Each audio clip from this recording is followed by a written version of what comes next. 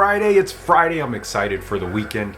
I hope you listen this week and realize that, being neurodivergent, there's pros and cons to it. And if we can just get into a regulated state, we can use a lot of the pros to our benefit. Now, getting regulated, that can be the hard part. I'm late diagnosed and I have a personality profile where all my life I've been working on growth, trying to find answers, so on and so forth. So once I had an answer, it made it a lot easier to work with things because just age, experience, maturity, and all the work that I had already done. So I'm in a more regulated state because I received that answer and I worked with what I needed to in my environment, relationships, so on and so forth. So for you, to be regulated may take therapy, may take medication, may take, letting go of different relationships. It may take changing your environment in the ways that you can. I know there's limitations to everything. We can't just get up and change everything about our life in an instant, whether it's due to financial reasons, whether it's just,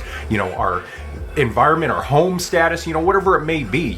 It's not a very simple thing, but the thing is what you get out of it. Like I said, you can start to use the pros of your neurodivergence.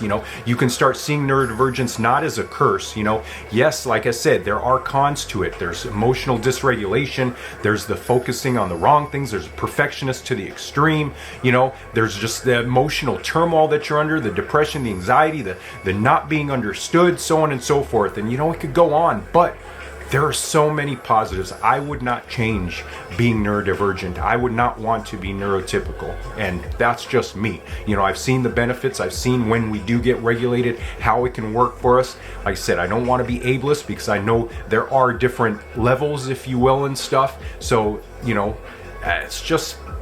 there's just so much to this. So anyways, have an awesome Friday. Have an awesome weekend. You are an awesome and amazing human being. And I just hope you can work around your neurodivergence in whatever way it is and just build yourself a wonderfully happy life. So peace out and bye.